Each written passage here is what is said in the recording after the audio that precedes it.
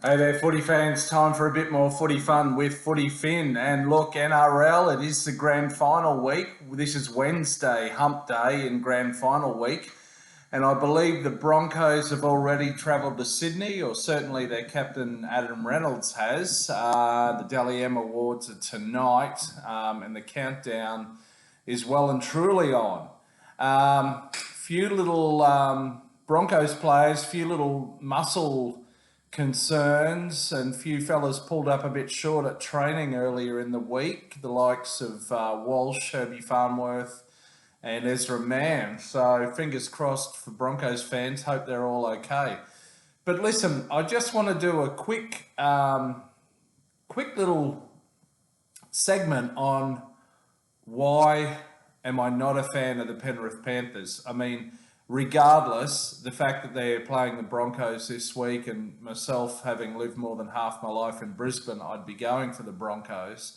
But it goes beyond that, and it's actually nothing personal against the Panthers per se.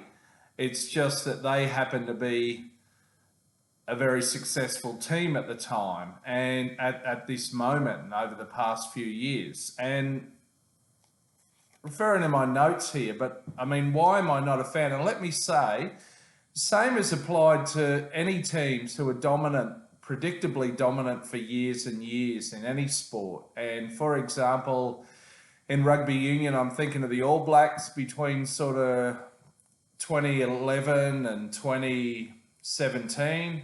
I'm thinking of the Canterbury Crusaders in Super Rugby over the last, God, I don't know how many years, but particularly the last 7 or so. I'm thinking of Manchester United in the EPL back in the late 90s, early 2000s. So what is it? I mean, on the one hand, yes, you do have to admire the success and the consistency. And I do respect what the Panthers have achieved, not only in the NRL, but winning all the lower grades, New South Wales Cup, etc., last year. But really, I don't think it's actually good for the game. I don't think it's good, in this case, for the NRL overall. And mechanisms like the salary cap are actually brought in to avoid this sort of thing happening. Okay? So, but what it is really, it comes down to it's the predictability of it. Okay, it's the predictability of the Panthers winning time after time after time, round after round, finals match after finals match. And what that equates to is it's boring. Okay, it's predictable, it's boring, there's no adrenaline rush to it, there's no excitement. It's the opposite to what we saw in the second last round of the NRL when Parramatta caused a massive upset and beat the Panthers, for example. You know, there's no rush to it. I also feel like too, and I do respect the Panthers, and they've clearly got their shit together on and off the field. But in terms of their play, and a lot of their tries are scored in the corners by one of their wingers, e.g. Brian To'o or Taruva in the current season. It actually, a lot of the time, it looks pretty robotic to me.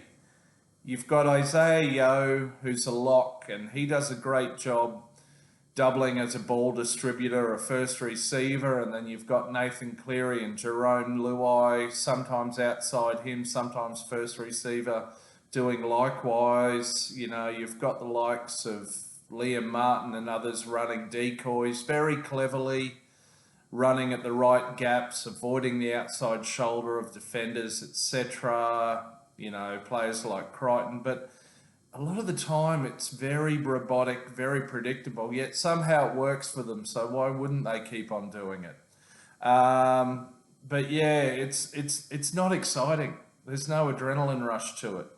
The one other thing I would say about the Panthers over the past number of years is they were beaten up in the media, and that's because of conflict of interest in the media, where you've got the likes of Gus Gould, who coached the Panthers to their first premiership in 91 after losing in 1990.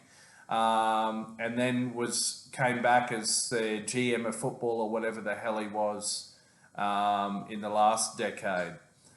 And then you've got Freddie Fittler, who obviously played in those 90 and 91 grand finals before defecting to the Roosters. But they've obviously got a bias towards the Panthers. And so with them in commentary, you could see it building up 2019, 2020, etc. So that's one other factor specific to the Panthers that I don't like. But anyway, that's just me. That's my 2 cents worth. Let me know what you think in the comments. I do have a very good mate who's been a big fan of the Panthers, the Chocolate Soldiers, for a long time, 30 years or more. Wayno, hi to you, mate. Sorry, but that's just my take, and you know it anyway. But that's me. Look out for my next video where I'll start to look ahead to the grand final in more detail.